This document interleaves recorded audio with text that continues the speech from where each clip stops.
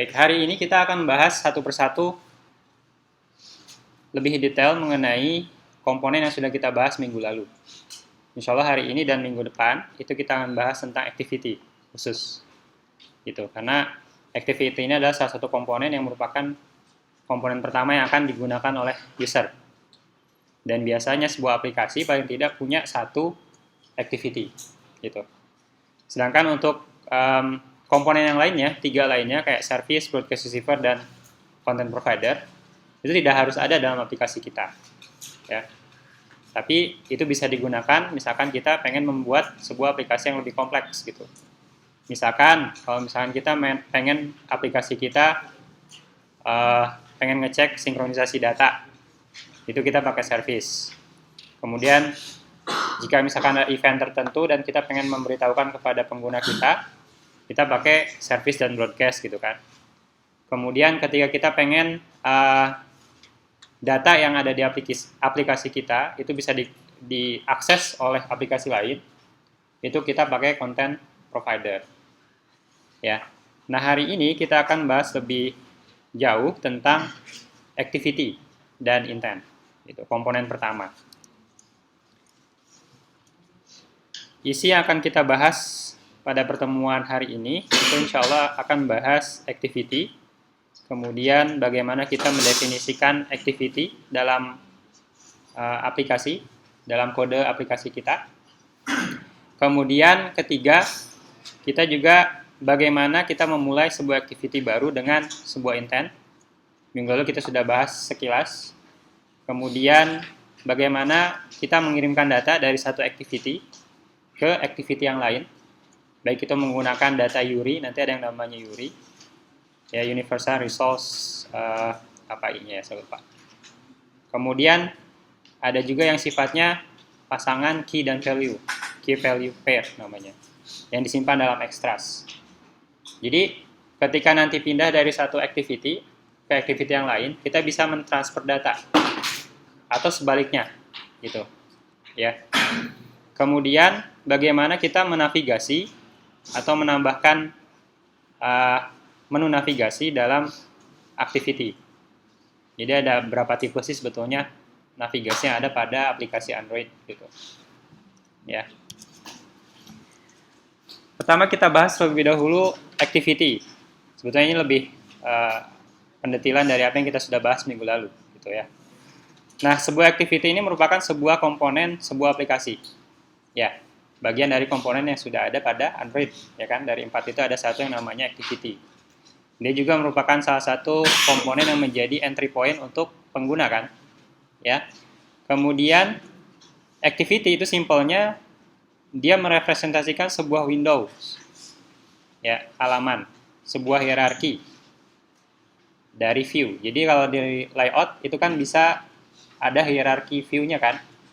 Ya, kita bisa membuat user interface dengan menggunakan beberapa view group dan view gitu ya. Nah, kemudian activity ini biasanya mengisi layar gitu. Satu layar penuh itu activity. Namun, dia juga dapat disisipkan dalam activity lain atau muncul sebagai floating window. Nah, biasanya penyisipan activity lain itu pembahasannya barengan dengan fragment gitu.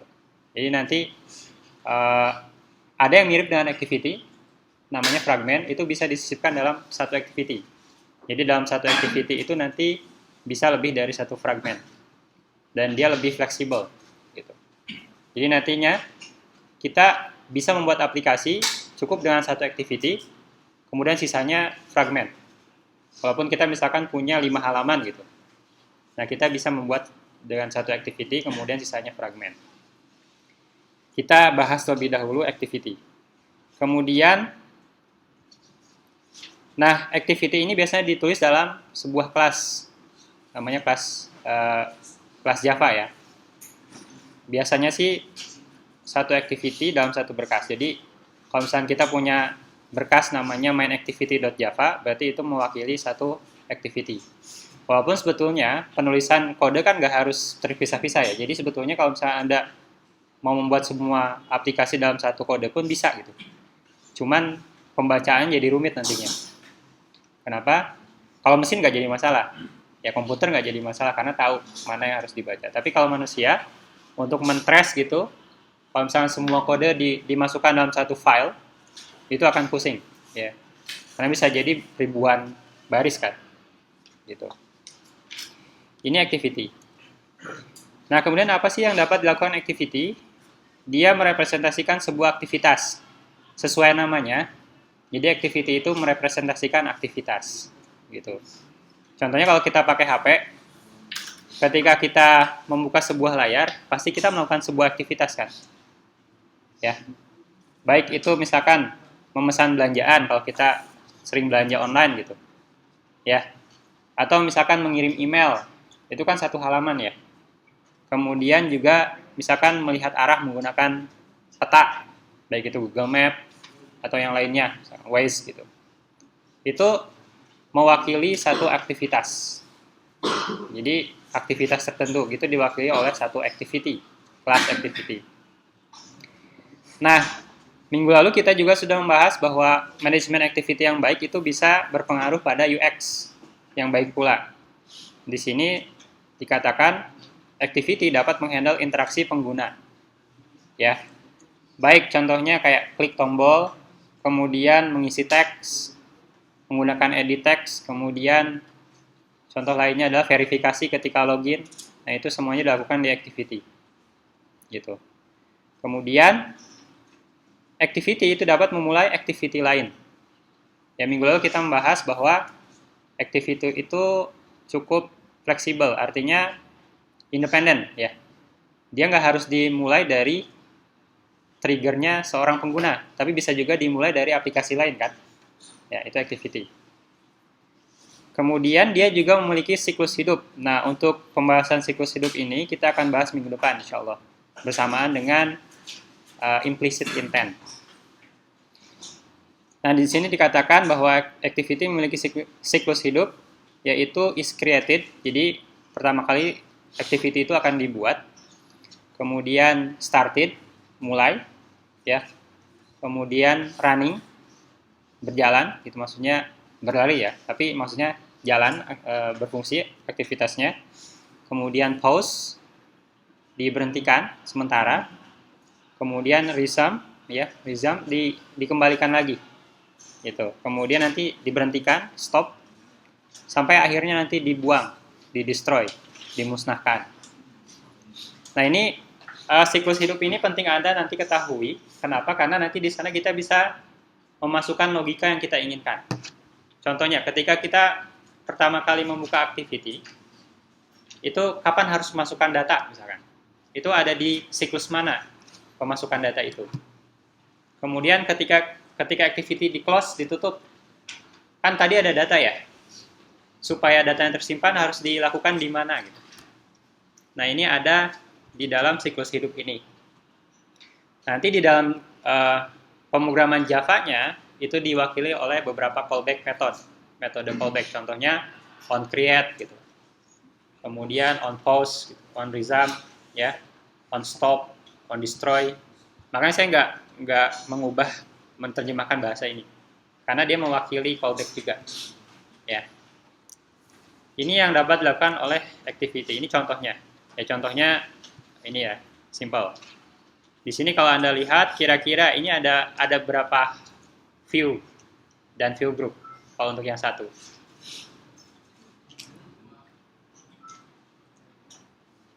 Ada berapa view group? Yang satu nih. Satu bisa ya. Kemudian view-nya ada berapa? 3. Ada apa saja? Ini anggaplah ini tombol ya, berarti button. Kemudian ini text, berarti view text. Ada satu lagi button. Jadi untuk membuat activity seperti ini, di layoutnya kita pakai satu view group, yaitu bisa macam-macam. Bisa pakai linear layout, atau juga bisa pakai relative layout, atau constraint layout. Gitu. Ya. Kemudian di sini bisa pakai button, ya, bisa pakai text view, bisa pakai button. Gitu. Jadi kayak gitu. Nah, ini ada juga activity untuk list view bisa kita gunakan. Ya, atau nanti yang lebih fleksibel ada yang namanya recycler view. Ya, dia lebih efisien terhadap data untuk recycler view. Kemudian ini kalkulator. Kalau ini lebih custom. Ya, tapi simpelnya ini bisa jadi edit text dan text view saja sama button. Cuman tampilannya yang kita ubah gitu. Jadi bukan tampilannya standar. Dan terakhir ini Google Map ya biasanya ya. Ya ini view tertentu, kemudian ini mungkin bisa text view dan lain sebagainya. Ini contoh activity. Atau simpelnya kalau Anda membuka sebuah aplikasi, nah itu yang pertama kali Anda lihat itu adalah activity. Ya. Nah, aplikasi dan activity. Activity itu terikat secara longgar untuk membuat aplikasi. Jadi kayak kemarin, independen gitu. Dia nggak harus terikat dalam aplikasi tertentu. Jadi sebuah aplikasi bisa memanggil activity pada aplikasi lain juga. Ya. Kemudian biasanya activity pertama yang dilihat oleh pengguna itu kita sebut sebagai main activity. Walaupun nanti penamaannya bisa saja bukan main activity gitu. Yang menjadikan dia main activity nanti adalah penulisannya dia di manifest. Gitu. Ya ditandai bahwa activity ini itu adalah main activity. Jadi bisa jadi namanya main activity, tapi bukan yang pertama kali kita buka gitu. Kalau di manifest kita cantumkan bahwa yang pertama kali dibuka itu bukan main activity. Misalkan about gitu. About activity. Nah, tapi biasanya kita menggunakan main activity. Kemudian, nah activity ini dapat diorganisasikan dalam hubungan parent-child dalam Android Manifest. Ini nanti ada hubungannya dengan navigasi. Jadi kalau kita pakai gawai Android, device ya, device atau gawai sama, itu bahasa Indonesianya gawai. Kalau kita pakai gawai Android, kalau kita tekan tombol back di gawai kita yang bawah ini, biasanya ada di bawah. Kalau yang sekarang kan seringnya sudah di layar ya, nggak ada tombol fisiknya nggak ada gitu. Nah itu kalau kita tekan, itu nanti masuk ke backstack. Kita akan bahas hari ini backstack. Kemudian juga ada yang sifatnya up navigation. Nah up navigation ini menggunakan ini hubungan parent-child. Ya. Jadi ini hubungan aplikasi dan activity. Kemudian layout dan activity. Nah kita kembali ke depan sini. Itu kita ada yang namanya layout. Sebuah activity itu biasanya memiliki sebuah layout. Ya. Kemudian layout biasanya didefinisikan dalam satu atau lebih berkas XML. Jadi bisa jadi satu activity itu layoutnya lebih dari satu. Contohnya kalau Anda buat aplikasi web, itu kan kita bisa pecah-pecah ya layoutnya ya. Ada yang nanti modulnya modul header, modul body, ada modul footer misalkan.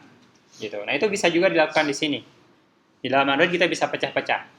Jadi daripada misalkan kita buat activity atau layout yang cukup kompleks, daripada kita semuanya disimpan dalam satu file XML itu, kita bisa pecah-pecah.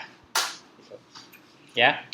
Kemudian, nah activity itu nanti akan menyisipkan atau meniupkan, kalau bahasa Inggrisnya kan inflate ya, berarti kalau Indonesia menyisipkan layout sebagai bagian dari activity. Jadi layout yang sudah kita buat tadi, itu baru akan muncul di dalam sebuah activity kalau activity itu memanggilnya atau disisipkan.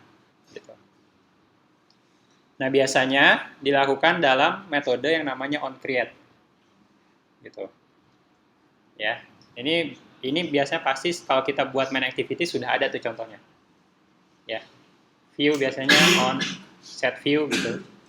Kemudian nanti ada r, kemudian apa titik apa gitu, nama layoutnya apa gitu. r.id nama layoutnya apa. Nah itu sekilas tentang activity. Nah sekarang pertanyaannya bagaimana sih kita mengimplementasikan activity dalam aplikasi kita. Jadi ini langkahnya biasanya. Kalau kita tidak menggunakan Android Studio, nah ini kita bisa melakukan langkah-langkah ini. Tapi biasanya kalau kita pakai Android Studio, kita buat new activity misalkan, empty activity gitu, activity kosong, ini semua sudah dilakukan. Gitu. Tapi secara flow-nya, ini flow-nya. Jadi pertama, ketika kita membuat sebuah activity ataupun mendefinisikan activity baru, itu kita mendefinisikan layout-nya di XML. Jadi kita buat layout-nya dulu. Makanya pembahasan materi kita, di awal kita membahas layout dulu. Gitu. Karena yang nanti akan dilakukan dalam flow-nya itu biasanya adalah kita mendefinisikan layoutnya. Kita buat layoutnya sedemikian rupa sehingga fungsi tertentu terpenuhi. Ya. Kemudian setelah itu kita definisikan kelas Java Activity. Ya, contohnya main_activity.java. Gitu. Dengan mengextend app compat activity. Sebetulnya kita nggak harus pakai app compat activity, kita bisa pakai langsung class activity gitu. Cuman supaya bisa kompatibel dengan versi sebelumnya, biasanya kita pakai app compat activity. Tuh. Kemudian hubungkan activity dengan layout yang tadi inflat itu. Ya. Atur dengan mengatur tampilan konten pada onCreate. Jadi di metode onCreate kita memasukkan layout yang kita buat tadi. Di inflat, ditiupkan ke dalam activity. Nah, terakhir deklarasikan activity dalam Android Manifest. Ya, kalau misalkan kita tidak menggunakan template dari Android Studio, biasanya ini lupa nih. Gitu. Biasanya kita lupa memasukkan dalam Android Manifest. Tiba-tiba ketika kita compile, ketika running, itu ada error. Gitu. Nah, biasanya masalahnya cuma simple, nggak dimasukkan di Android Manifest. Ya. Nah, ini secara umum 4 step atau 4 langkah yang biasanya dilakukan ketika kita membuat activity baru. Ya, yaitu mendefinisikan layout. Jadi pertama layout dulu. Kedua, mendefinisikan kelas Java. Ketiga, menghubungkan Java activity dengan layout gitu. Yang keempat, mendeklarasikan activity di Android Manifest. Ini supaya Anda tahu langkahnya. Walaupun secara otomatis ini sudah digeneratkan oleh si Android Studio sebetulnya. Gitu. Ya, tapi kadang kita juga langsung membuat di Java. Di Android Studio itu kita bisa buat juga langsung tanpa menggunakan template. Nah, ini yang pertama. Kita definisikan layout dalam XML. Nah, ini XML ya. Kita pakai relative layout. Contohnya layout ini kayak gini gitu. Cuman kalau Anda alergi dengan kode, di dalam Android Studio itu ada layout editor yang bisa drag and drop gitu. Jadi nggak harus takut juga gitu. Ya, jadi nggak harus alergi dulu gitu. Kode ini tuh mudah sebetulnya. Ya. Jadi simpelnya ini tuh cuman wadah, namanya relative layout. Cuma memang butuh atribut-atribut tertentu supaya valid gitu di dalam kodenya. Kemudian isinya cuman teks. Dan isinya cuman let's shop for food gitu doang. Ya. Nah, ini tuh cuman layout. Belum bisa dipakai di activity. Nah, kedua kita buat kelas main activity biasanya gitu, awal. Yang mengextend app compat activity. Nah, biasanya kita disediakan langsung sebuah callback ini yang namanya onCreate. Ada override di sini. Kira-kira kenapa override? Kenapa? Menandakan dia Java. Oh, kurang tepat. Kenapa kita pakai override? Karena kita mengextend kelas tertentu. Kita membuat sebuah kelas dengan menurunkan kelas tertentu. Nah, di dalam kelas app compat activity itu sebetulnya ada metode. Metodenya namanya onCreate. Gitu, ya. Nah, di sini kita bisa mengoverride, artinya kita bisa memperbaharui ya. Mengoverride itu kayak mengambil alih. Jadi sebetulnya ada metode aslinya kayak gimana, itu ada gitu. Dan kita bisa menambahkan logika tertentu di sana gitu, tambahan logikanya. Contohnya, kalau nanti kita belajar yang namanya recycler view, kita bisa menambahkan list view-nya itu di sana, termasuk datanya di sana juga. Ya, ini mendefinisikan kelas Java Activity. Nah, kemudian yang ketiga tadi apa? Menghubungkan activity dengan layout kan? Nah, tadi kan ada yang namanya, sebelum ke situ, baik ke sini. Oh, di sini nggak ada ID-nya, harusnya ada ID-nya. Ya. Oh, nama XML-nya, Nah, di sini kita mengeset atau mengatur bahwa view-nya yang kita pakai itu pengennya set content view. R ini mewakili kelas atau namespace namanya resource. Ya. Kemudian di dalam resource itu kan ada layout, ya kan? Lihat ke sini, di sana ada resource, ada layout, ada image juga, ada color, ada string dan sebagainya. Nanti banyak gitu. Ya. Ini nanti kita bisa akses dengan resource itu mewakili resource dot layout. Ini bisa jadi bukan layout, tapi karena kita pengen memasukkan layout untuk activity, kita panggil layout. Nanti sebetulnya ketika kita pengen ngambil, kan di layout ada activity ya, misalkan di sini. Ada, misalkan kita kasih nama text view ini ID-nya adalah shop gitu. Nanti kita bisa ngambil text view ini dengan menuliskan rid.shop. Gitu. Nah, cuman di sini kita pengen ambil layoutnya kan, jadi semuanya kita ambil. Maka kita ambil layout.activity_main. Gitu. Nah ini ketika ini sudah dilakukan, si Android sudah tahu bahwa dia nanti akan menggunakan layout yang namanya activity main. Gitu.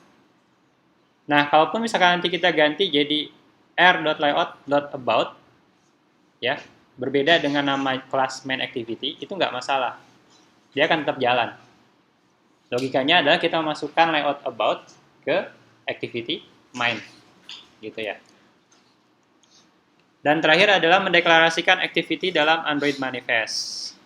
Nah, supaya si Android itu tahu aplikasi kita itu ada apa saja, ada komponen apa saja, kita definisikan dia di Android manifest. Kalau kita tidak mendefinisikan di Android manifest, activity yang tadi kita buat itu nggak akan ketahuan sama si sistem Android. Jadi bisa terjadi error gitu, ketika running. Kayak gitu. Kalau misalkan ada yang ngakses ke sana, kalau tidak diakses, nggak masalah sebetulnya, nggak dimasukin. Ya. Ini juga di dalam Android manifest perlu menyertakan intent filter untuk memulai activity dari launcher. Kemarin ada pertanyaan tentang apa? Minggu lalu itu? Launcher ya? Nah ini kenapa si main activity bisa menjadi activity pertama yang dipanggil? Itu karena kita mendefinisikannya dengan menambahkan intent filter. Di sini, lihat di sini, action adalah main, berarti utama. Kemudian kategorinya adalah launcher. Ini kalau kita tuliskan ini, maka dia akan muncul di icon di yang pertama itu home. Itu ada icon. Nah, itu kenapa ada icon di sana? Itu karena kita menspesifikasikan di sini. Ya. Dan ini kita bisa gunakan juga di activity yang lain, gitu. Jadi misalkan Anda dalam satu aplikasi, Anda punya 5 activity. Anda pengen kelima-limanya muncul di home itu, gitu, sebagai icon. Tambahin aja ini semua. Dalam step tag activity-nya. Maka nanti akan muncul di dalam home itu nama activity-nya semua. Ya misalkan main activity, kemudian about activity. Itu kita bisa langsung akses gitu. Ya. Atau simpelnya kalau Anda pernah lihat di Android itu sebetulnya kita bisa menambahkan shortcut gitu kan. Ya. Nah, itu kayak gitu sebetulnya. Nambahin launcher ke dalam main Android manifest ini. Kayak gitu.